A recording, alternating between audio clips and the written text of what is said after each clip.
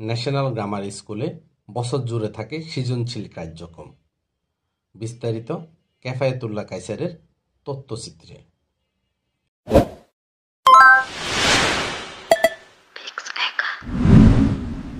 শিশুদের সৃজনশীল কাজে উদ্বুদ্ধ করতে বন্দরনগরী চট্টগ্রামের হালিশহর এ ব্লক ন্যাশনাল গ্রামার স্কুলে আজ সকালে চিত্রাঙ্কন প্রতিযোগিতা অনুষ্ঠিত হয়েছে। সৃজনশীল কাজের অংশ হিসেবে হালিশহর ন্যাশনাল গ্রামার স্কুলে উন্মুক্তভাবে এই চিত্রাঙ্কন প্রতিযোগিতার আয়োজন করা হয়। প্রতিযোগিতায় ন্যাশনাল গ্রামার স্কুল ছাড়াও নগরীর বিভিন্ন স্কুলের নার্সারি থেকে নবম শ্রেণীর শিক্ষার্থীরা অংশগ্রহণ করে।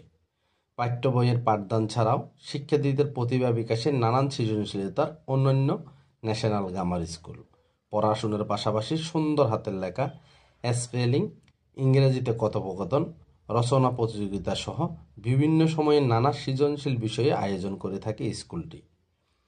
বছর জুড়ে বিদ্যালয়টিতে থাকে এসব সৃজনশীল কার্যক্রম। চিত্রাঙ্কন প্রতিযোগিতাকালে এই সময় স্কুলের শিক্ষক আকাশ মাহমুদ, শিক্ষিকা ফারজানা আক্তার, ফাহেমিদা ইয়াসমিন, রাহাতারা তিশা ও অভিভাবকবৃন্দ উপস্থিত ছিলেন।